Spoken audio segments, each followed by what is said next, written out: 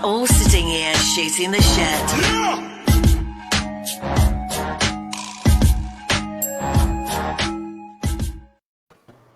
Yo, what's up, man? I'm your host, DJ Duss, with my co-host, my man, Carlos. What's up, Silos? What's going on? I just want to say I'm going to keep my eyes on the Facebook just to make sure nothing happens. Oh, yeah, just in case that shit glitches again? Yeah. Bam, what's going on, man? You doing all right over there? Chilling, man, chilling. Keeping my head down. They shooting over here, kid. That's it, man. I like it. Yo, my man, DJ One Up, Alex. What's up, bro? How you doing, bro? Going on, Duss? Going on, Silos? Bamboo, thanks again for having me. Man, always a pleasure. Always a pleasure, bro. Always a pleasure.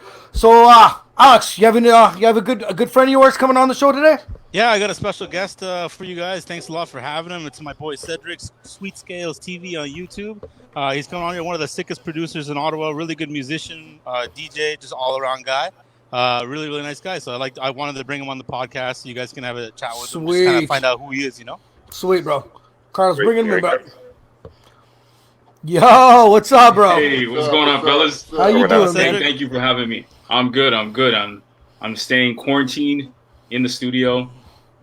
Yeah. At the house, you know what it is. In the lab making beats. Are you? Yes, that was my question. Are you getting a lot done? Is this the time to, get down and do your stuff? Like. Yeah, I mean the first couple of days, I think it's kind of tough on everyone, right? It's a huge transition, Absolutely.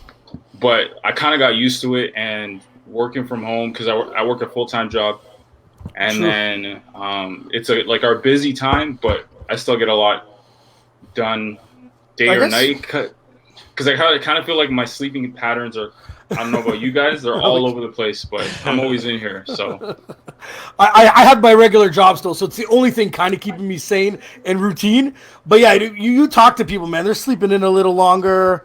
You know what I mean? 100%. Doing their thing, and everything's dragging a little further. Yeah, you napping. I know you're napping. You're napping all day. What are you talking about, man? You napping all day, man.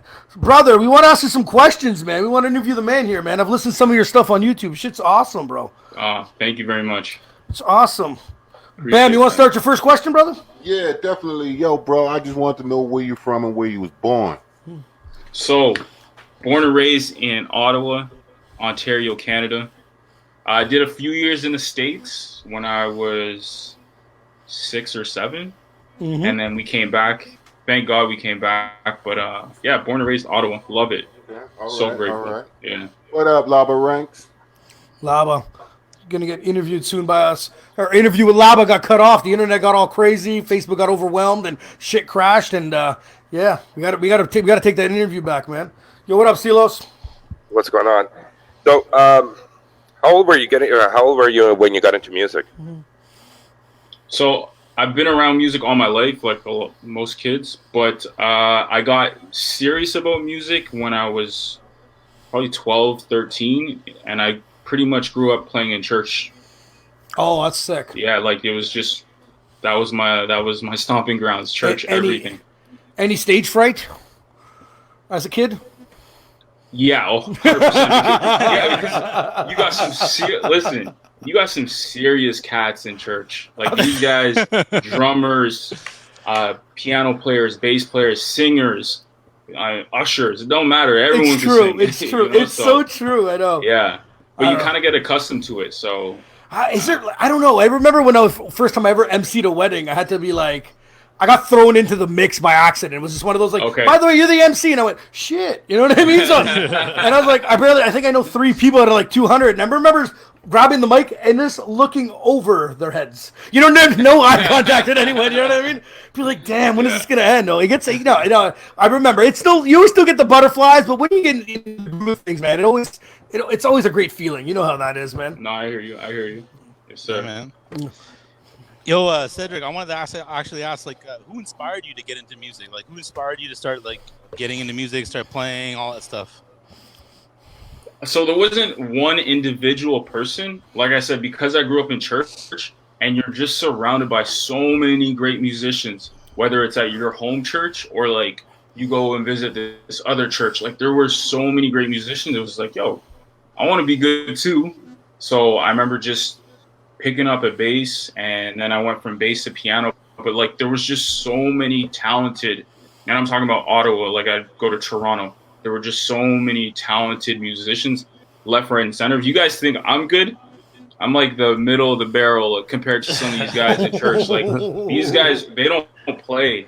That's sweet. So Okay. yeah, it was just like it was the environment. It was so I was really That's inspired sweet, by man. it. You're a humble dude, though. You're a humble dude. I've seen your for video. real. You're sick. For real. I'm being honest though. Like I For real. appreciate that though. Cedrick, what was the first instrument that you start playing? So I started playing drums for like Not a easy. year and a bit, and then I went to bass, and I still have my bass. It's like in the corner over there. I went to bass for 5-6 years, but I'd always be around a piano at the same time. And then I transitioned to piano. I was like, okay, that's enough movement. And I also played like a bit of saxophone and violin in school, but God damn. kind of. So I counted 5. How many more? That's it. Instruments do you play? That's it. That's it. I say now it's mainly bass and keys. And keys, cool. Yeah, so yeah. you play 2 more than most of us play on the show. What's your favorite out of all of them? Like, which one do you love playing the most? That's a tough one. I would say keys, because with technology now I can play bass on a keyboard. True. Have you guys ever heard of like a talk box? Yeah. It was some sort of girl, isn't it? No, go ahead. Sorry, brother. No, it's all good. It's like a tube you put in your mouth and you play the keys and you like you play Bruno Mars. You know Bruno tonight. Yeah. Oh, yes. Even California Love. You know the California. Yes, California. Oh. Yeah, exactly. That's a talk That's box. all done with the talk box. What? Yeah. T-Pain does that all the time, right? Yeah, but he's actually using like what's it called? Auto-tune. Auto-tune. He's using auto-tune. This is like you're literally, if you were to not shape your mouth, it would just be a bunch of noise. So these guys are putting the tube in your mouth and they're making it. So I love doing that. So you can't do all that with the bass. So I think keys is my favorite because you can do so much. I can play electric guitar if I wanted to, organ, piano, just anything. You got that versatility at your disposal. Yeah, exactly. Yeah. So, Carlos, you got something for him? What's that? It's more like you, Bam, if you paid you. attention. Me? Wow. I love my co-hosts. They're lost as hell. My question is, when you started producing, when you started putting them tracks together, when you got into that? So I got serious about producing. I started probably in 2010, and then I got serious in 2017, 2018. So I've only been doing it for 3 years. Okay. But because I wasn't a musician, sorry, I got to plug in my laptop. No worries. Yeah, because I was a musician, I feel like it was an easy transition. I just had to do a little less as a producer because I feel like as a musician, I was super busy. I just had to scale it back a little bit, let the track breathe, so an artist can come in there and do what they do. So Okay, all right. It's been 3 years, 3 good Nice. years. Mm-hmm. So, given that you're starting to get into production, you have like more of an appreciation with the making your own beats. Do you now look at like the big names of producers, and do you have like a favorite producer that you like to go back and look at and be like, yeah, I really like how his style and stuff like that? Yeah, there's 2 main producers I love. I don't know if you guys know Zaytoven. No, don't know Zaytoven. Okay, I'll definitely check that out. Yeah. Yeah, he's known as like the godfather of trap. Okay. And he grew up playing like mainly in church as well. A lot of, I feel like he grew up playing in church. I grew up playing in church. He was a full-time barber. I was a full-time barber. The connection, huh? Yeah, there's so many connections, and like this guy's known for like he's big time in trap, and he's still super humble. Plays like every Sunday at church. So I like his story, and he's also very nice on the keys. Nice. And then you guys probably know Scott Storch. Yeah, he's disgusting. Yeah, he's nasty. Yeah, so yes.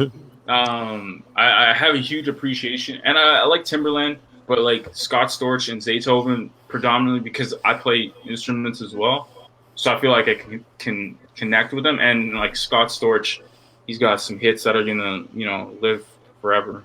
Right? Like I just find back like in we'll say like the 80s and 90s, I find the producers were so underappreciated. Like it was always the artist and the hook, and then you found out who made what beat. You're like, wow, and then the appreciation kicked in, right? So it's definitely. Well, Cedrick, first time I met you, you came and performed at my bar. Still remember that great time. Alex hooked me up with you. Man, it was a great time. So at the time, it was you and Stephanie, right? You guys teamed up, and you guys were called Highway 417, right? Correct. Tell me a bit about that. How did you guys meet? How did you guys get this started? Okay, this is gonna take a few minutes, Mom. No worries, man. No worries. Okay, we got time. So I remember, I think we connected in 2016, and I remember with Steph. So 2016, I started taking music very seriously, and I had some homies that were like, I started putting out small YouTube videos. They were trash back in the day, but it's like our first episode. Don't worry about it. So I did like 3 or 4 videos, and then people started reaching out to me like, yo, we want to work with you singers. They wanted to jump on some music I was working on. And so I started like working with anyone and everyone. That's cool. But you quickly realize some people are not serious. Oh, that's good. Like, because I would think I was like 28. So I'm like, yo, I got to start. If I'm going to do this music thing. Yes. You got to start like putting in work now. So some people were like, oh, okay, yeah, I want to work with you. Let's meet up at 7. They show up at 9:30. Ooh, that's bad for me. I was like, yeah. Joey hates that. Yeah. Oh, yeah. And or they'd be like, okay, well, I'm gonna get this ready so we could rehearse, and they come to practice and they're not prepared. So like that just rubbed me off on the wrong way. So I'm like, you know what? I'll get acapellas. I'll work alone. Sure enough. You know what I mean? Like I'll make it work. But my boys reached out to me. They're like, yo, I got this girl. Her name's Steph. She wants to work. I'm like, and I didn't trust the source. Okay. I didn't trust my boys. I get that, bro. I totally get that. You know what I mean? So like, I'm like, yo, is this girl serious? No, I'm like, first, is she good? They're like, she's amazing. I'm like, but then there's the if. What is she serious? Yeah. Is she serious? Yeah. They're like, yeah. So I'm like, fine, just give her my number or give her my Facebook. So she hit me up. I think like 2 days later, she's like, hey, I'd love to work with you. I have a show coming up in a few days, or no, in like 3 weeks. Okay. I'm like, man. So I'm trying to think of a way out because I really don't want to work with her. Because I don't trust the source. Yes. I don't trust the source. Yeah. You know? I'm ready to work. I don't know if this girl's serious or not. And so she's like, yeah, I have a show in a few weeks. I'm like, I'm thinking of a way out. And the date she asked me to do the show, I was going to be in Orlando for a wedding. I'm like, perfect. I can't. I sent her a message. I'm like, yo, I can't. I wish I could. If you could switch the date, it would work out. But I know you can't do that. So, hey, good luck. Find someone else. Wow. You know? Yeah. And she's like, oh, no problem. I'll switch the date. I'm like, dang. God damn it. So now I have to do it. Oh. So I got back from Orlando. She hit me up like the next day after that. She's like, hey, when are you free? So I'm like, okay, let's do a Tuesday at 7. She's like, okay, perfect. I'll see you then. And I remember the Tuesday came along, 6:59. Hey, I'm here. I'm like, yo. Oh, there's a good start. Right away. I'm like, okay. If she is good, I don't care. Mm-hmm. Like, she's serious. Mm-hmm. I can work with this girl. So we did. So she was, of course, you've heard her. You've heard her. DJ 1UP's heard her as well. Yeah, that's right. And so we did our first show. We were both nervous, but we performed very well. And where was this first show? It was at it's called People Nightclub. Yep. It was called People Nightclub. It was the old drink, right? Yeah. Okay. Yeah. So they used to have, it's called Express Yourself on Wednesdays. It was like a free to get in, and just like they would have 2 to 3 artists from Ottawa, local artists, and they try to get, what they're trying to do is get people to, let's say I'm performing, I'm going to bring 10 or 12 friends. That's Steph's right. going to bring 10 or 12. So, then, they'll make the money off the bar. So we did very well. That right away they wanted us back, and so we performed twice there. And in 2016 we performed 6 times. Nice. And then throughout 2017 and 2018 we did 150 shows. Jesus. Wow. So, yeah, and 2016 we did nothing. Everything was free. We did our own, everything was free. 2017, 2018 we made. Yeah. Every gig was it was either a private party, a wedding. We did a lot of, the majority were like bars and small little gigs. Mm-hmm. But it really helped. I mean, it paid for my studio. And, that's awesome, man. More importantly, I had so much confidence as a performer because you did it so many times. It was just I could do this with my eyes closed because I did it so many, not because I'm great. No, but because you do it so many times. That's why I tell people, even people that are coming up, I always tell them, the small gigs is just a freaking amazing practice. You keep going. There is no gig small enough. By the way, Bam, I don't want to get into the time that you rejected me on performing on one of my events, but that's another event. But yeah, so I totally get that. No, the thing is, what was super amazing about what you guys did was the intertwining of music. How you went from one song to another without, the shit was incredible, bro. I was damn, it was onto another song, and it was just this is mind blowing, man. Appreciate that, man. Thank you. Where'd you guys come up with the concept of that? Because most bands, it's song's done, how's everyone doing, quick claps, and then move on to another song. But you guys are just banging out absolute sets without stopping. Thank you, man. Where did we get that? That was crazy, bro. It was crazy. We'd watch a ton of mashups, and I started to dabbling with DJing, the idea of DJing, and trying to be a DJ, but with a singer. Because keep in mind, I was playing. Yes. So, Bam, you've never, or Bam, is it closed? Silos. Oh, Silos. So, yeah, he's closed. He's closed. All right. Well, so you guys have never seen me. You guys have never seen me perform. So I'm playing a piano with one hand, and another piano with my this. Okay, so one's playing this is playing bass. I'm playing bass up here, and I'm playing guitar and organ and all these different sounds here. Then I have a track that's running. I'm controlling the tracks so that we can, because you can't really have people bumping and having a good time without, at least I can't perform without a beat. Mm-hmm. So we got beats. I'm using the Machine. I don't know if you guys ever heard of Machine Studio. It's almost like an MPC. Okay. But so I'm carrying that around, so we're performing with that. So yeah, we always had a good time. It didn't matter if it was a wedding or a small gig. And I thought like a DJing, you want to keep people interested. So you can't just do a song. You have to go from this song to that song, and from an old smash to a new hit song, type of thing. Super, super amazing how you guys did it. It was it was such entertaining. The idea was phenomenal. I remember sitting back, and I remember you guys got into another song, but it was flawless mixing. You know what I mean? I was good. I was how the fuck did they do that? But it was so good, man. It was so good, man. Yeah, I still remember the time we performed. I still remember. It was a great time. Steph and I, you would usually cut because we did so many gigs. As soon as we're done, we're out. Of course, bro. I think I hung out till you guys closed. Yes, yes. And then you started DJing. Yeah, it was so fun. I'm like, I'll go on and I'll just finish. I'll wrap up the show for these guys. It was a great time. It was great. Your following was great. Everyone was phenomenal. It was a great vibe. Cool. Yeah. I love the food, man. Oh, the food. I know. Dude, I swear to God, there's a whole nother story. I'll pull a whole podcast on why I got rid of that thing. But I had to. Oh, man. If I put it this way, if you stupid freaking landlord, I swear to. Anyways. Yeah, definitely disappointing. I just want a side note. How did you and Alex meet? How did you guys meet? A gig at, Don't Tell Me. It was. He doesn't remember you, bro. He was. Who's this guy? He was. I just don't remember it was a 4-piece band. What's it called again? It's Lone Star. Famous restaurant. That's what I was going to say.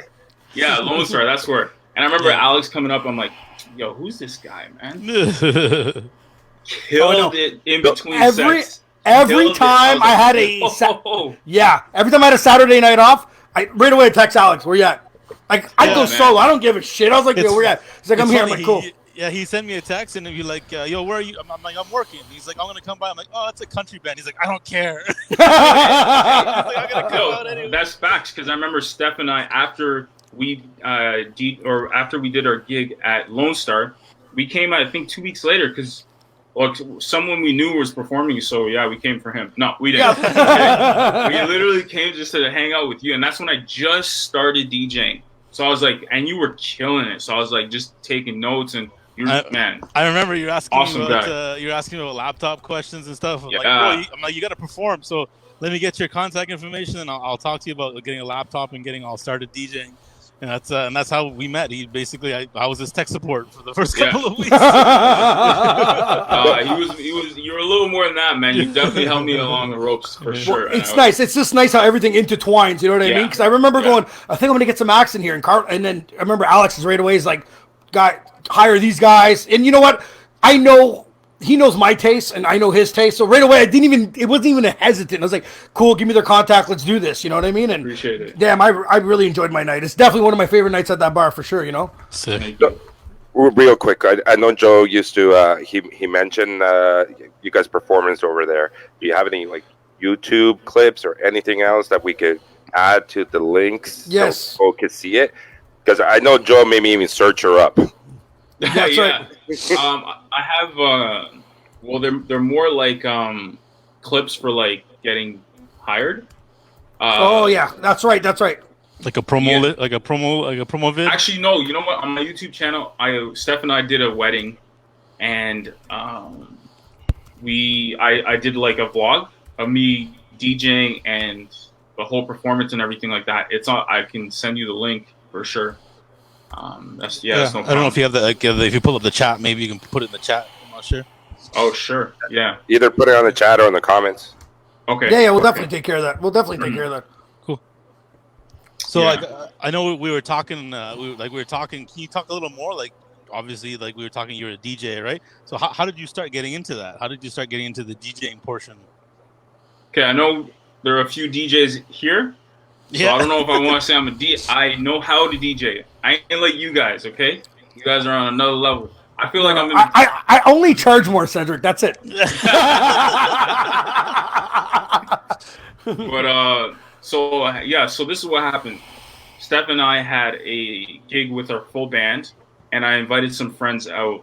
And a friend saw the gig. He loved it. He's like, "Yo, I want to book this band for my wedding." I said, "No problem." He's like, "But in between your sets, can you get a DJ or can you DJ?" I'm like, "When's your wedding?" He's like, "In 7 months." I'm like, "Yeah, I can DJ." Of course. So naive, okay? But I know I got 7 months to get ready, and so I pretty much I prepped, and I remember the gig. It was my first time DJing, but I felt pretty comfortable. I had a couple flops because I used to transition with my headphones on.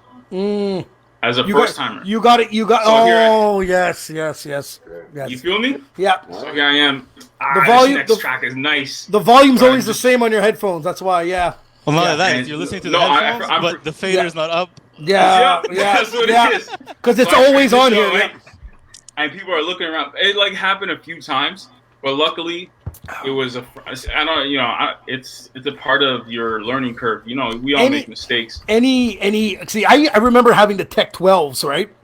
And having them at Helsinki.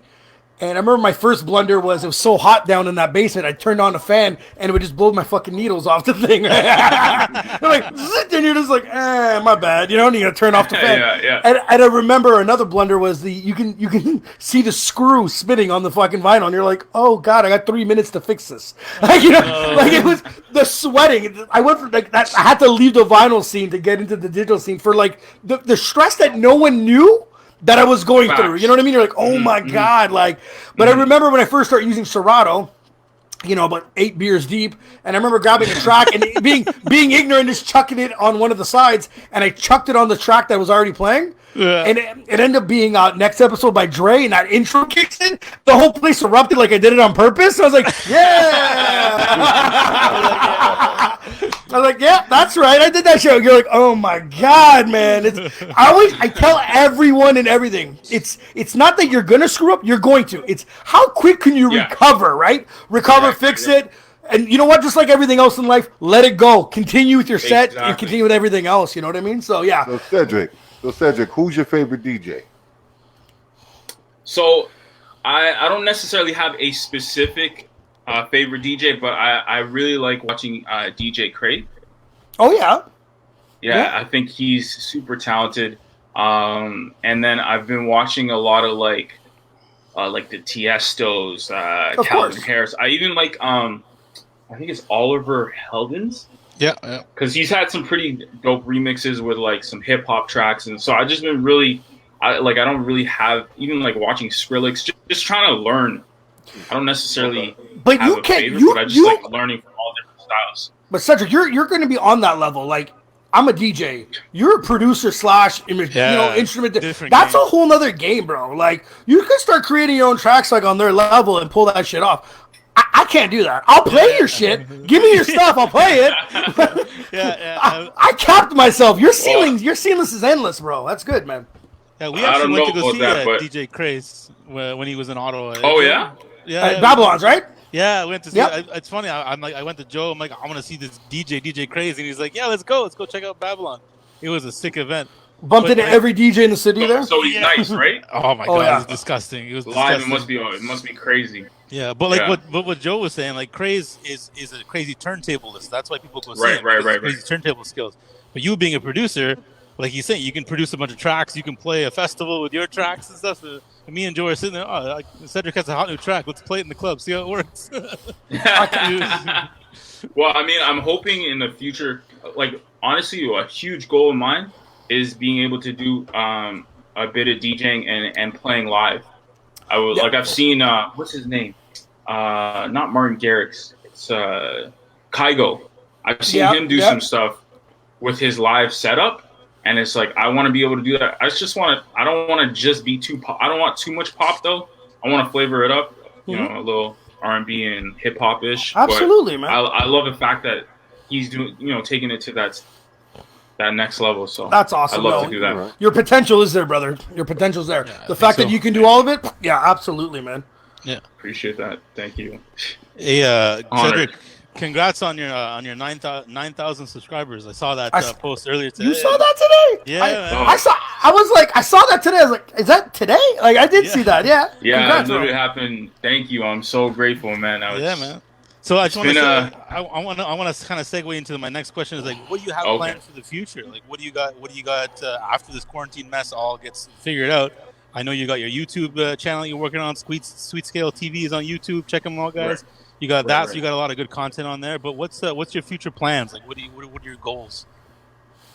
Honestly, I'm focused on growing the channel, and like I said, like I really want to take that next step of trying to incorporate DJing and playing, because I love playing piano, and I'm really growing to appreciate DJing even more. Because as a musician, I didn't realize how much work a DJ has to put into preparation, feeling out the crowd and stuff like that. So I was kind of naive. I thought it was just hit buttons. Until you do it, you don't know. My old boss thinks I just press play. That's what he thought. Yeah, I had no idea. Yeah. But I really that's where I want to take because I don't really believe I'm better than anyone at anything. I just want to do something different. That's all awesome. it is. Yeah, absolutely. You know what I mean? There's some amazing keyboardists, some amazing DJs, but I want to be able to say like I can do both. I can do a performance and do both. That's all. So I really want to work on that. That's what I'm working on. Do you find with your success and at the rate you're going and what you've done within a short period of time that you do have a couple haters on you? Have you ever felt this at all or on the way up? Because I felt it on my way up, and I'm not even. And I felt it from guys that are a lot better than me. It's just I just found I knew how to transition the business side of it better than they can. Like they went and DJ'd at a small club, took their paycheck and left, and they were amazing at their job. I took it more as a business, and it's just like I try this whole podcast. Like when it comes to everyone around us with talent, I just want to I want everyone to be out there. You know what I mean? Yeah, That's not why. What the hell? Like, no one should be holding anybody down. We should all, get togetger and work as a unit, right? So, you haven't felt anything like that on the way up? Any?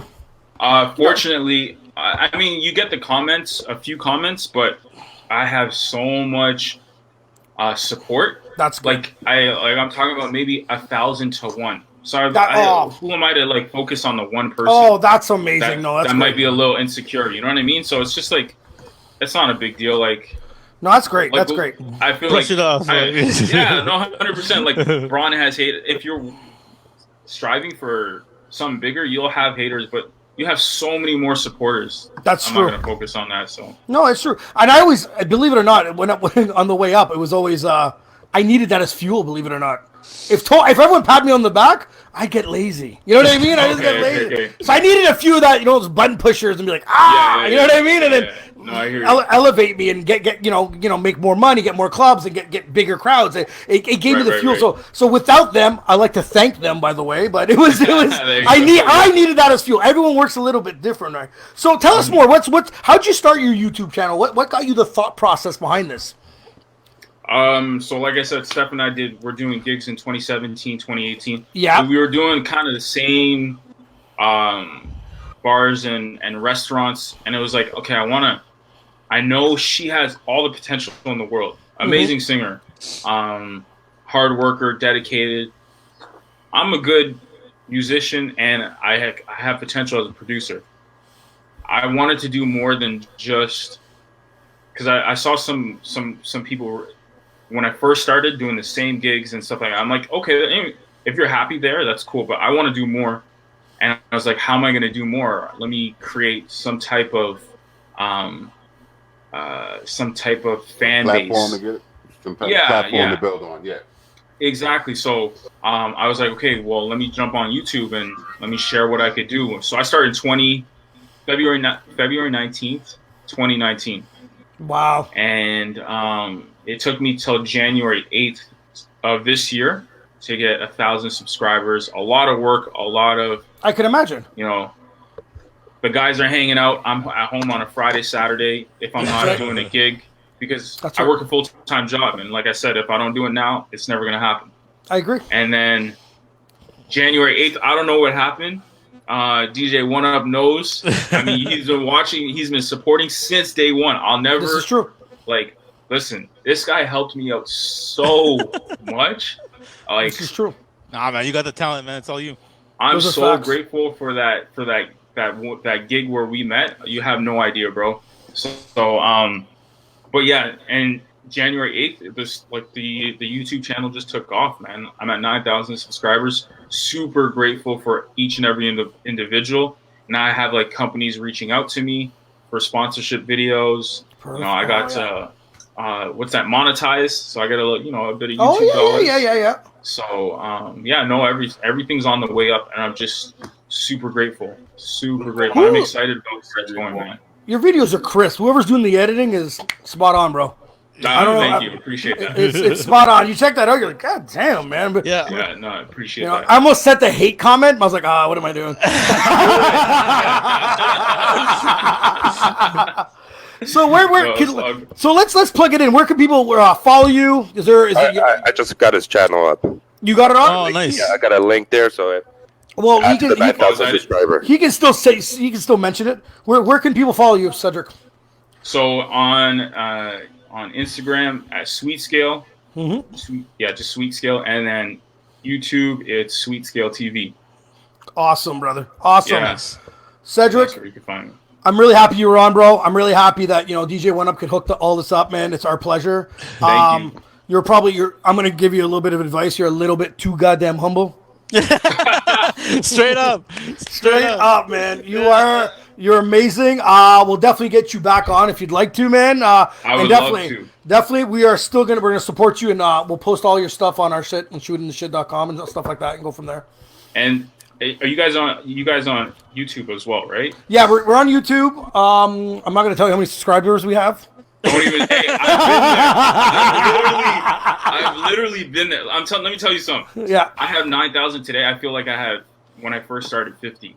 Yeah, but it's something like for our thing was like it was like okay, cool. It was just like everything else, it was to get the product to where it is today. This wasn't overnight. We're touching this, grabbing this, plugging this in, trying that. We're like nothing's working. Do some research, you know what I mean, and.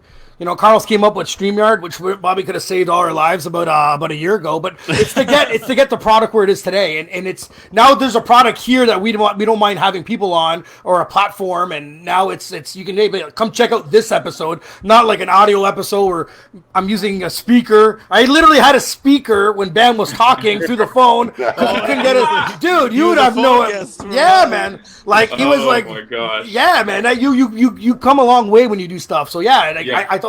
So this is where it's getting to where we want it to be, you know what I mean? So I get it, but now that it's where you are, we're actually confident in our product to like, okay, feel free to subscribe now. But about a year ago, it was just like the button's there, but it's up to you to press it, So it is what it is, bro. I've shot a couple of episodes, but I'm definitely going to mention this and probably take a few clips. I appreciate it, and hopefully we can get some of my audience to come over and check. Appreciate it, man. We got to set up a show. We got to set up a show where both yous are on there again. Okay, you and Alex, you and DJ went up. We got to set something up, man. I would love that any day. Yeah, we'll set something up. We'll set it up. I'll bully the owners into whatever owner you want me to bully to get it done. Sounds good. Those are my skills. You have time to practice too, right? There we go. Exactly. Cedrick, brother, it was a pleasure, man. Thank you very much, man. Stay humble. Do Pleasure's your thing, bro. We'll get up together, Cedrick. Okay, respect. Peace out, man. Later, buddy. Alex, hey, it's up to you if you want to stay on, or it's up to you if you want to hop out. I know you have a family to go to. Yeah, I'm going to hop out probably, but thank you so much for giving Cedrick the platform, man. Dude, what do you mean, guys? Yeah, the boy's nasty, man. Yeah, he's good, but like honestly, like you were saying, Joe, like the way you're building up your platform right now, the podcast, it looks amazing. It's awesome how you have people on there really quickly. Like, I don't know, man. You guys are doing sick things. I thank you for letting me be a guest and just shoot the shit. You know? He's the best talker out of the four of us. Yeah. Thank you, brother. Thank you for convincing you to get on. You know what I'm saying? Sick, bro. It is what it is. Thanks, man. Have a good night, guys. Peace, man. All right. So now we were here to talk about 16 Bars of Death. Part 1. 16 bars of death. Add Jesse onto this. If you wanted, but Jesse was supposed to come on after. Thanks for following the script I sent you. I was looking at some messages. That's what I spent all day doing. Hey, wait, I'm not ready. Get makeup. Anyways, guys, I think this platform's awesome. I think it's a great idea. It couldn't have happened at a better time. Oh, definitely. Being isolated and shit, keeping some of the artists, fresh in their mind, and also performing in front of people without actually performing. It's fantastic, It's definitely a confident booster. Oh, I think it's great. I think it's great for veterans. I think it's great for some of the rookies that are on there. You know what I mean? Be like, screw it, what I got to lose? You know what I mean? We have three, the final three. There was Casey, there was Fats, and there was Corey Gray. Those, for me, were the ones that stood out from everyone else. True. And then, if you guys don't believe it, there's a few of us, me and Bam, went at it all day, talking this and that. Back and forth. And even to the point where we had to add more people to the conversation. And I really don't fucking think that helped neither at the time. That's how tough it was, man. That's how tough it was. It was an interesting thing. So I heard part 2 of 16 Bars of Death starts today. $5 entry to get in. I'm sure there's a cash prize winner. Hopefully we can be the judges again. It was fun. Great guys, great teams. Heard there's more producers. So out of the three, we're going to bring up the winner. And the winner is our boy Fats. He won, brother. Yeah, he took the cake. He took it. There was a delivery. There was a flow that I don't know, man. I went through. Every time I thought I found a winner, believe it or not, when I clicked on his, I was like, oh shit, let me go back again. And I did it the whole thing. I did it on my way to work. I did it while sitting in the parking lot. And Fats, my man, congratulations. 16 Bars of Death. You're the winner. Congrats, part brother. 1. Hit it up on part 2. Smash that shit. Everyone, Bring that heat. Do it up, man. All right, let's get Jesse on here. There he is. What's up, everybody? Yeah, your makeup looks a lot better now. Hey, man, you got to give me 1 minute. I'm really happy you put him on when he had a shirt on, though. He had a shirt on. I picked the belly button lint, and Oh, like, get that shirt on, man. That's his happy. It's happy. It's happy. You been on standby, brother? J Fats, thank you, my brother. Congrats, bro. You killed it, man. For sure. My pleasure. Fire. Bring out the fire. I'd love to listen to you some more, brother. All right. Sad topic, man. Sad topic. The Nova Scotia shooting. dreadful, horrible. Horrible. Bam, what's going on? What's the vibe up there? Man, everybody's, they're hurting, bro. They're hurting. It's crazy. It went on for way too long, and they didn't get to the people in time to let them know what was going on. They didn't put out any alerts. I didn't even find out about it until the next morning, bro. Is that, Yeah, so it started Saturday night from a party. It did, eh? And I didn't find out until Sunday morning. Like what? I think they dropped the ball on that one a little bit. Like they sure did. They probably could have saved a few lives if they would have been on that right away. Like, okay, now what do you think that, like, I don't know, an Amber Alert is stay home, stay in. Yep. Fucking Momo's running around with a gun, acting like a RCMP officer. Right. Now, okay, so let's just say they could have did an Amber Alert. Now, does this make you believe that when there is an Amber Alert, they're way behind? In this instance, they're way behind. They was way behind because they should have put that out. And the reason why I think they didn't put it out is because of the fact that he was dressed like an RCMP officer. So you're allowed to wear an outfit and you're good to go? No, it was the fact that it was going to cause a whole lot of confusion because now everybody's going to be afraid of every RCMP they see. For one, and on top of it, they're going to be looking to shoot each other. You get what I'm saying? Where's the into Twitter? How many people use it? I don't know why you're popping up these questions that I can't answer, Carlos. I really appreciate that. So it's a generic question. How many people use Twitter? That's all you say. I don't use Twitter. I don't use Twitter neither. Me either. Maybe I should, but I don't know. I just don't. I should. I have another space of apps to put on my phone. We're good. But Bam, what I'm saying is like, you just find like, yeah. So they're impersonating an RCMP officer. So you think that's what delayed this whole? This guy's going around driving, so no one's really paying attention. Like, what if it was you with a gun? But there you go. That's the whole point. Saturday night. They're fucking right. It'd have been like an hour later. I got shot. You know what I mean? But no, seriously, the simple fact of it. We got a guy impersonating an RCMP officer. So now every cop is looking at each other like criminals. You get what I'm saying? But most of them know each other out there. Hold on. Personally, for me, they dropped the ball. I heard on the radio them saying we were about to send the Amber Alert, but we accidentally killed the guy at the gas station.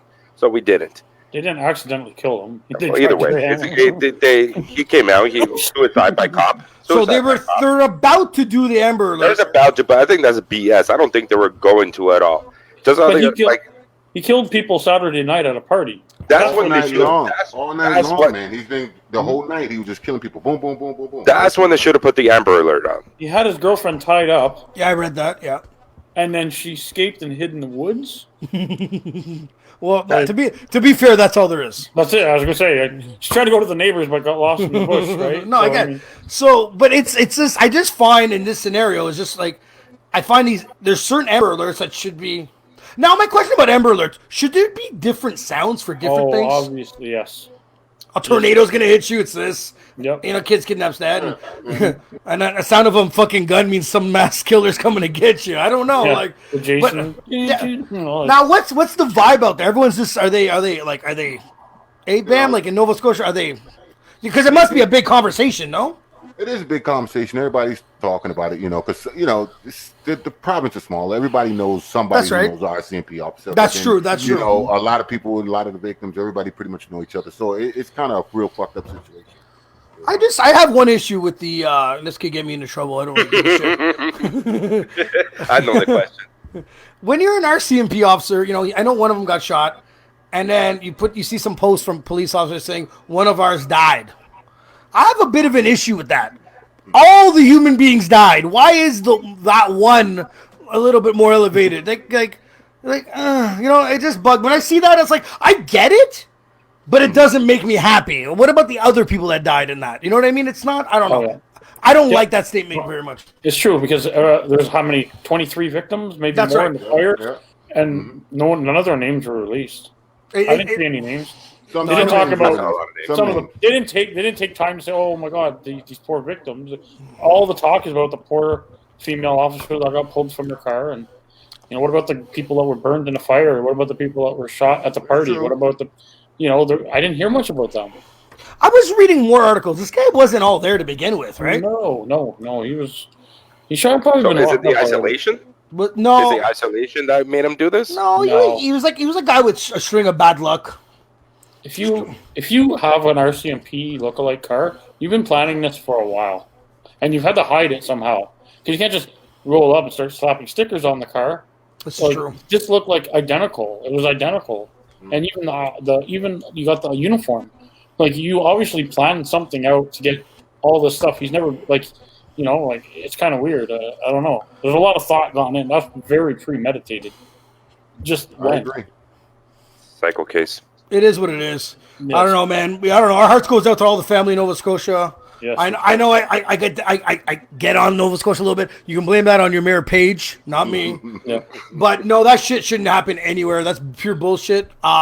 If one of you motherfuckers want to kill people, put a fucking bullet in your own head. Wrap that up, man. You're a piece of shit anyways. It made a tragic situation in a tragic time. It's already bad enough, and the world's already on edge. It didn't. Yes. It didn't need to be. Didn't need any more excessive. No.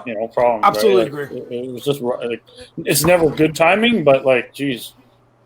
It's fucking bullshit. It's like kicking someone when they're down. No, absolutely. All right, guys. We all. I made you guys try. Made you guys suffer watching the documentary of Surviving R.Kelly. Okay, that was the hardest thing I've ever had to watch. It should have been called Surviving Watching R.Kelly. Because all you guys are on the same boat. Was this not? I'm not trying to be an asshole and say what happened to these women was not. It was tragic. He's an asshole. But was whoever produced this documentary trying to make us go to sleep? Yes. It was very repetitive. Like episode 1 and 2 were identical. I didn't even know what second episode started. A lot of the episodes were identical. I think it was just like a TV series that Netflix took the rights to. Like I told you, every 8 minutes you saw due to the graphic nature, blah, blah, blah. That's right. So I just think it's something from TV. That's it. And so I think it was maybe an 8-part or 6-week episodes or 6-week kind of documentary. Okay. But like I said, a lot of repetitive stuff. Well, yeah, the first 2 episodes talked about how he was his childhood and how he was abused and sexually abused and how he had a rough upcoming and stuff like that. It took 2 episodes to do that. They talked about it. I was like, holy Jesus. Are they gonna it's just there's a lot of repetitiveness. Don't you think someone should have spoken up or stepped the fuck in? He wasn't really hiding this. No. 25 years. And apparently he's gotten away with it all the time. How?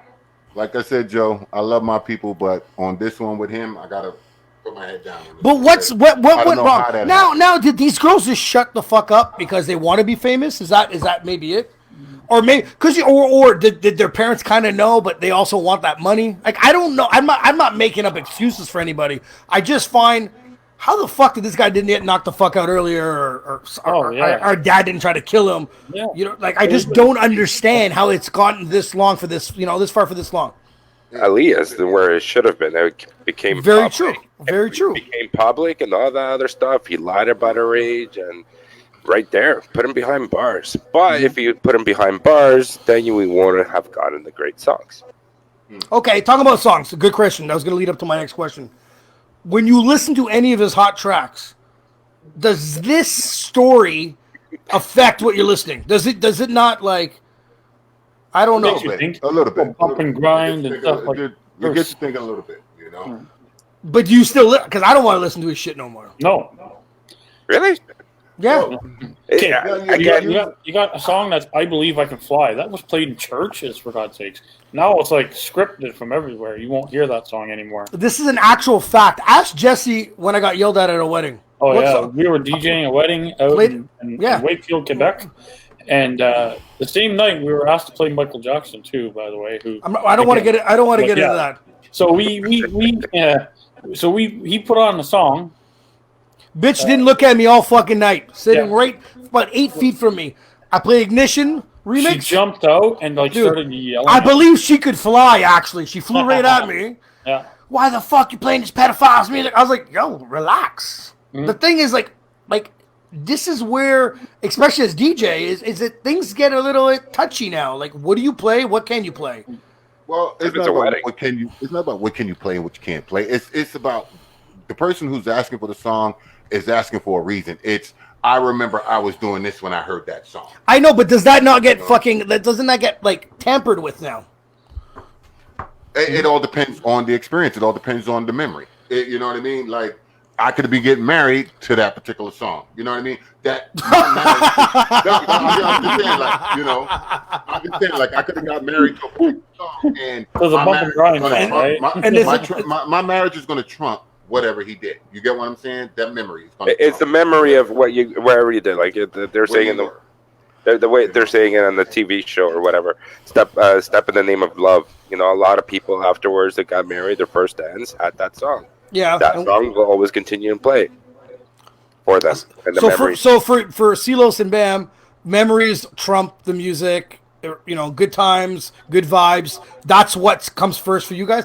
I think it ruins everything for me. I don't know about you, Jesse. What do you think? Oh yeah, it ruined it for me too. It ruined it for me. That R.Kelly, like, I just can't even. Yeah. Like, it's disgusting. Yeah, you know, and he's in a lot of songs. Like, he's also like he has songs with Lady Gaga. He has songs with a lot of people. So like, he's like, people stripped him from all their songs and. Well, yeah, I heard I don't know if it's Spotify or something. Like, I heard they even stripped them from one of those streaming sites too. Yeah. Like, all of them. I think all of them. From what but let everyone know that Carlos and Bamboo still have the exclusives.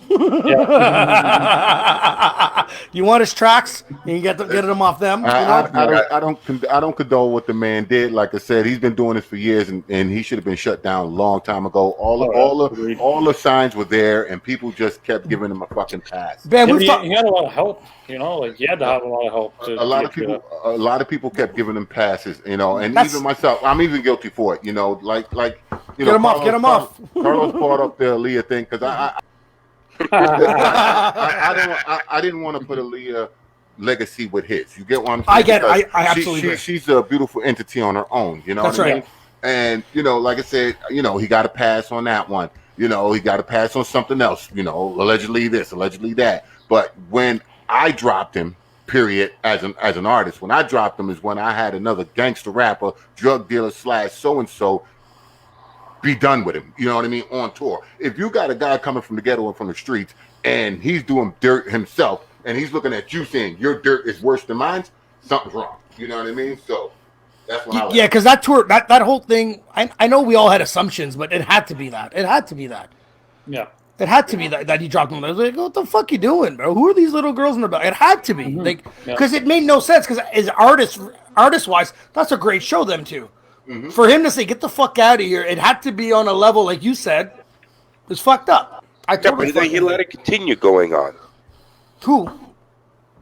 You want me to say the artist's name? Are we talking about JC? Oh my God, no, don't say that. Yes, say it. Yeah, so like... You know, like right there. If JC saw something, let's say, that's a credible source.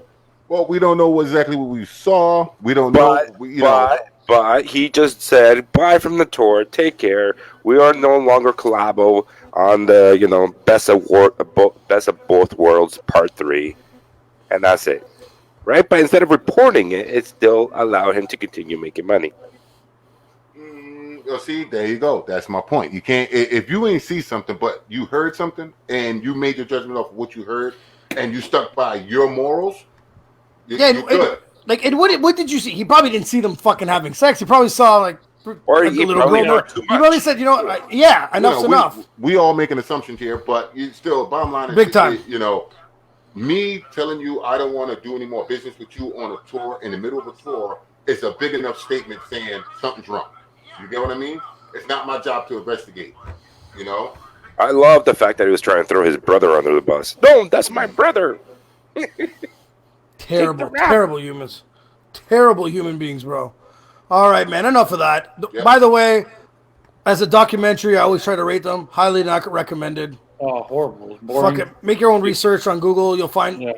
It'll be a lot less killer. Find more information too. YouTube probably has like a 3-minute version of it. I know this is me, but I feel like I was getting raped when I was watching it. All right, man. Question of the day, man. What would be the first thing you'd like to do if things went back to normal? COVID's done. Let's say it's finishing. It's finishing up. Tomorrow morning, you don't go to work, nothing. Chicken wings and beer. Chicken wings and beer for Jesse. Bam, what about you? Me, I want to go to the movies. I want to go to the theater. I fucking knew that already. What movie is there a movie that is coming out? How many chairs do you have in Cineplex anyway? No, how many? I wish. And Carlos, what about you? I wish. Oh, good Lord! I wish you stopped singing. But what would you do, Carlos? First thing. Fucking hug the first person I see, bro. Fuck that, dude. Hope I don't see you first. Hold on a sec. This guy has like 1,000 kids and a wife, and he wants to hug someone else. Yeah. No, like a buddy, like handshake with the fucking friend, fist pump. Not on this elbow bullshit. Fuck that. That's a terrible explanation, bro. I think my wife's hearing, but. I just think the first thing I want to do is really want to do is fucking go to Montreal. Oh yeah, our trip got canceled, man. We April 11th. That's right. Yeah, April 11th. Bam was supposed to fly in. Yeah, you never know. We could have did some shooting the shit out there. We don't know what the hell could have happened. Could have always been fun. That's really what I really want to do, bro. That was like. It's something that got canceled from us, something I was looking forward to that long weekend. And, I want to do it up out there. They have great chicken wings. I'll bring you some places. Bobby Barnes, right? Bobby Barnes. Oh, yeah, baby. Jesse, I'm so excited. I was like, I'm finally going to get to try this place. And, Bobby Barnes has sleeping pills in their ribs, I'm telling you, bro. I don't need those. Fucking, everyone always gets knocked the fuck out after that, man. But, yeah, that's the first thing I would do is I want to hit up Montreal. Book. We're good. I'm booking. I'm out the fuck out of here, bro. All right, man. We have some fucking funny pictures of morons making their own masks. You guys got to come see. You know what? What's that? Run them one by one? Sure, run them one by one. Look at that. Happy birthday to your breath. Oh, my. Try to kiss that one. That shit, that's her toothbrush, you know? Opposite way. God damn. Luba Steve. Like, this is one paranoid motherfucker, no? Like he is just like, nothing's touching my skin. Fuck my face, you know? Well, why is he wearing the swimsuit, though? Like, why is he wearing the scuba suit? Because he doesn't want anything touching him. Nothing. Wow. Nothing. Mm-hmm. I've heard fucking plastic. I've seen Bam wear this once by accident. Say that. He likes the way she smells. I don't even know if this was a mask, you know? Look at the next one up there. Oh, damn. What the fuck is that? That's gangster. A shoe. I think the shoe smells a lot better than what's going on out here. Oh, man. You haven't tried my shoe. Look at this girl. Now look at this dude looking at her. Look at him. He's like, bitch, what the fuck do you want? See, if you actually look at she's looking at string and rope. Is that what she's going to kill herself with? Because I don't see that's electrical wire. Oh, is not? You can still not kill yourself with that shit? It's good enough to hang yourself. This guy. This is killing yourself, period. Is that Pete? Okay, first of all, you're not... Guys, keep that picture up for a second. You're not telling me that that's a Photoshop picture. There's no way he has water in there. He needs pop and potato chips. Get the fuck out of here. But anyways, that's a bad move. He's going to kill himself, man. That guy's going to die. I don't know how he's breathing. I don't know, bro. I don't know. Is that it, Carlos? Wow. That's it. That was fucking great, bro. Fucking Oh, great. wait. Oh, no, I won't do that one. Why not? No, because it would have been out of taste. Oh, don't do it, you fucking jerk. Because we'd pin it all on you, man. Mm-hmm. All right, man. We do a little segment called Versus. Got 4 verses here. That's some different stuff. Let's get ready. I don't know. Carlos, it's up to Carlos which one to put up first. Oh, Jim Carrey. So we're talking about movies here. Who has funnier movies? Who did you laugh more with on the screen? Is it Adam Sandler or Jim Carrey? Adam Sandler, to me. But it's early Adam Sandler. It could be early fucking Jim Carrey, too, though. Both. You're right, because they both... started panning out to family flicks. Any favorite Adam Sandler movies? Yeah. I like his, like, before I was movies, I actually liked his tapes. I used to listen to his tapes. Oh, so you had like audio tapes. Yeah, audio sweet. tapes. And those were great. I used to listen to those. But my favorite movie was Happy Gilmore. Happy Gilmore? Yeah. And Billy Madison. Like they. Yeah. Bam, what about you? I'm a Jim Carrey fan all the way through, bro. Carm, put up Carm's fucking comment. He's agreeing with Bam right now. Pet Detective. That's the worst movie in the whole world. I went and saw this movie with Carm. That movie is the funniest movie ever. No, I laughed. Dude, I was like 11 years old. This was Carm is fucking sprawled in the movie theater. I don't understand why he's laughing. I was like, what the fuck am I watching? Like, that point on, our friendship became very different, bro. I was like, my friend has a lack of oxygen in his brain. But you say Jim Carrey. Jim Carrey, bro. And you say Pet Detective's the best movie you made? Funniest? Pet Detective. Motherfucker. Wow. The Mask. You're horrible. The Mask. The only good thing about The Mask was Cameron Diaz. But Carm told me she has big toes because he only looks at girls' feet. You're fired, Jess. Carm, give me the axe as well, bud. So what about you? What about you, Silos? Well, I told Carm to give me the axe because I'm going Sandler too. Adam Sandler? Any favorite movie from Adam Sandler? Go with it because of fucking Jennifer Aniston. Go with it. Is that when he's trying to have a girlfriend or yeah? Yeah, okay. That's not bad. I like Adam Sandler. But my favorite Adam Sandler is That's My Boy. That's a good one, yeah. That's funny. That's funny as shit. For one of his later movies? That's yes. a good movie. Yes, he kept it on that he went that old way. He wasn't too stupid, but it was fucking fantastic, man. I don't know. But he always has a favorite people. He always has a lot of the same people. Yes, he has that same same cast. The same cast. Yeah, and they all play a part. Talking about Adam Sandler real quick. Grown Ups, I thought it could have been more. I wish it was more rated R. Yeah, it was too family. I'm with you, Carm. Adam Sandler. Yeah, whatever. Pop up the next one. He's got no range. He's got no range. He can't be different characters. Producers. We're doing Kanye West versus Timbaland. Beats. Fuck rapping. Oh, I like Timbaland. Like Timbaland beats? Yeah, I know. There's some hot Timbaland beats there. Yo, Bam, what about you? It's going to be Timbaland. It's going to be Timbo? Mm-hmm. Even though Kanye made some bangers? And that's it. And the thing is, Tim made some bangers. And a lot of bangers he made that a lot of people don't know about. That's true. You know, a lot of Beyonce bangers is from Timbaland. Mm-hmm. Yeah, the ones you like. You know, I'm just saying. Timbaland got his own. It's true, actually. And then he can drop all of her shit right back. Bam, he was making fun of put a ring on it, Single Ladies. That's from Timbaland, right? It actually was. Single Ladies? No, it wasn't Single Ladies. I'm 100% sure it is. It was a slow one. Halo or something. Yes. Yeah, okay. What about you, Carlos? I'm a Timbo fan. Timbo fans. I don't know if I just don't like Kanye because of all the stupid shit he does. I know, and it kind of takes away from his talent. It takes away from his talent. He's still a great producer, though. Absolutely, bro. No, hold on. To me, Timbo is better because he produced Nelly Furtado. Very true. Justin Timberlake. Yes. Some of Beyonce stuff. Yeah, although Kanye probably has his hands on Beyonce stuff. Mm-hmm. You got I know this one's a stretch, but Bubba Sparks, his first CD, album was good. Dude, there's no wrong answer here, bro. all of Missy Elliott was Timbaland. Aaliyah's Try Again. Aaliyah got big because of Timbo. Actually, Genuine Pony. Genuine.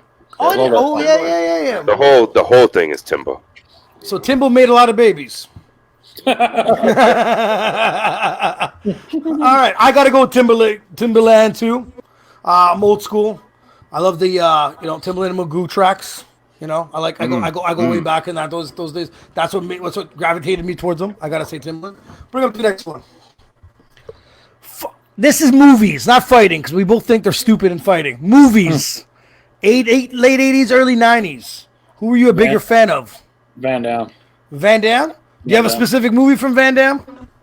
Bloodsport all the way. You know what? That was classic, man. That was classic. I love that one. I still think that big Asian dude could fuck him up, though. Whatever. Yeah. Oh, yeah. So, wait. So, that was the first time you ever seen Van Damme? Sure. Maybe when I was a kid, yeah. But you do know we're younger than you, right? Yeah. Well, because Van Damme was in Breaking, the first movie Breaking. If you watch Breakdancing?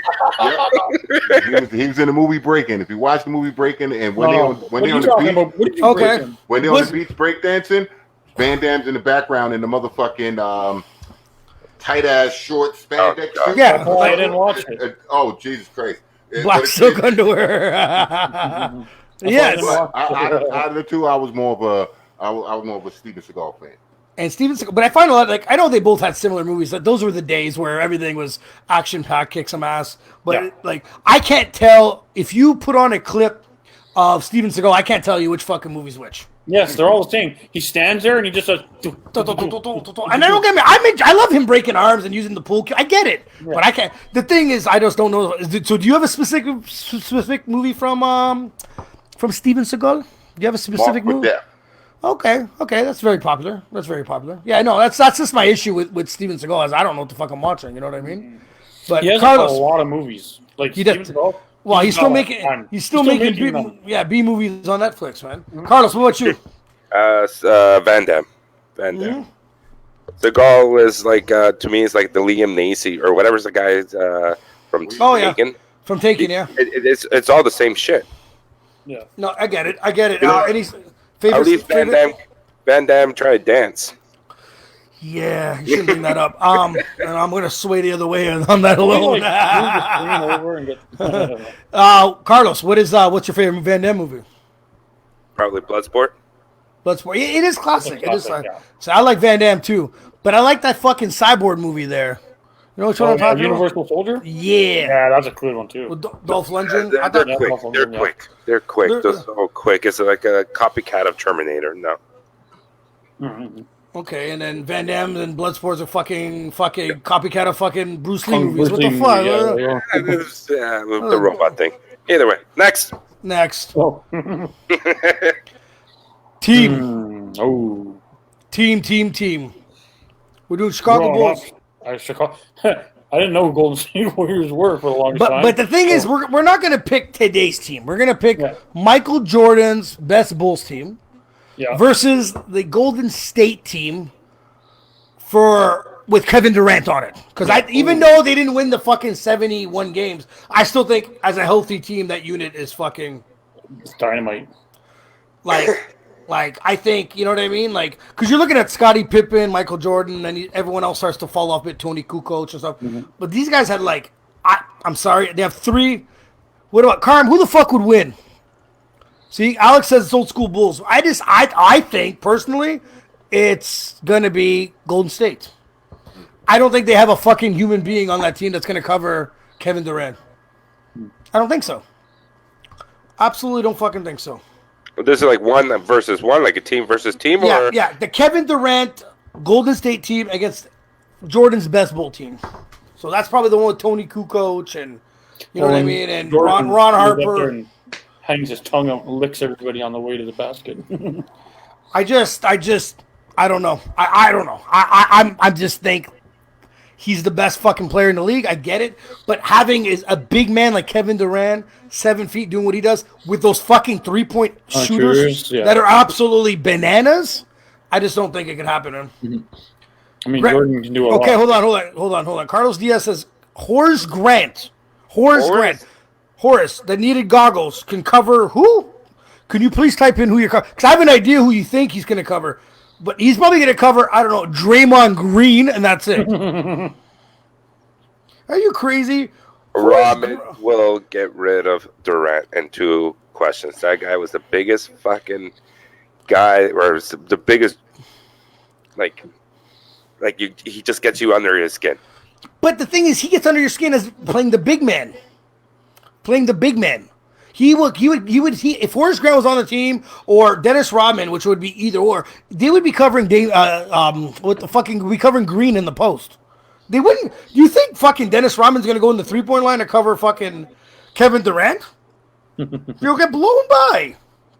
Do you think fucking Dennis Rodman's gonna go in the three? You know what I mean? So, what the fuck was that? So, their playback. So, Jesse. Yeah, that's right, Tom. It wasn't me. So yeah, I'm just saying. So, anyways, you think Bulls, Jesse? Yeah, well, yeah, but once you start pulling it out, you make me wonder. But my initial thought was because you do know that other boy, yes. the other fucking who's that other guy that plays Steph Curry and the other dude? No, I need the NBA back. What's that? Thompson. Yes, Thompson. That guy. He's a top 5 defender in the league. Yeah, because you Durant in the middle, and then you got all those people shooting. It's going to be hard to. Durant, all he needs to do is drive and kick it out if he doesn't see the lane. You know what I mean? So I don't know. I just don't see the Bulls keeping up with that 3-point shooting in that one specific fucking player. That's all. But that's just me. I'm on Golden State. What's that? Just one player. Like, to me, Jordan still does it. Hold on. Are you half retarded? I said the one player that creates play and chucks it to the best 3-point team. Are you stupid? Are you listening to me? You need headphones? No, Jordan. Who's the best 3-point shooter ever? Steve Kerr. Larry Bird. No, I'll go with Bird. Yeah. You probably met him, fuck, when you guys were. They're the same age. Dude, I'm just telling you that there's no fucking way. I said the one guy can create plays and dish it to the best 3-pointing team of all times. Mm-hmm. And that's including him shooting, by the way. That's including him. That means fucking Stephen Curry could fucking even cut in and dish out to a guy like Kevin Durant and Jack of 3. Yep. I said, anyways, fuck my point. I say fucking Golden State. Carlos? Bulls. Jesse, Bulls? I went with Bulls, so I'll stick with my Bulls. Yeah, but all your points are valid, and it's Bulls. What about you, Bam? I'm going with Bulls. Because you guys are bullshit. Fucking bullshit. Know nothing about basketball. I don't want you guys on this show no more. You guys are all gone. I'm out of here. Anyways, is that our last verses? Is there any more? That's our last verses. It's always fun. It's always fun knowing that 3 of my friends are always wrong. I love this game. I'll play it every week. Fucking can't get Dude, you guys are stupid. The guy's 7 feet. I don't understand, man. I agree with you. I just stuck with what I said first. That's all. Yo, Diaz, it don't matter what rules there is. The guy's 7 feet. I don't get it. I don't get it. And Draymond will punch Michael Jordan right in the fucking face. Like, grab him by the tongue and go. Yeah, dude, that's over. It might be a fucking flagrant, but that guy's gone. What do you, Scottie Pippen? What do you do with Scottie Pippen when he was there by himself? What do you do? Nothing. Okay. Anyways, and I'm talking about without Durant, motherfucker. I can't get into this. It's pissing me off. Anyways, I want to put up that shit, Carlos. We'll wrap it up. You guys can follow us on Podbeam. That's Shooting the Shit Podcast 1. That's on Podbeam, man. You can download our podcast, stream it, get it on your phones, listen to it, and then you can follow us on and subscribe to our YouTube channel. Just type in Shooting the Shit. We're right on there. Or catch all our videos on www.shootingtheshitpodcast.com. Right on our website. Catch everything. If you're lazy, you don't want to subscribe to anything, go on our website. Everything's there. All right, man. Awesome, guys. All right. Good show. Thank you. We have actually a bunch of shit lined up, so things should be good. But peace. I'm out. Thanks a lot, boys. And Golden State all the way, motherfuckers. Later. Sure.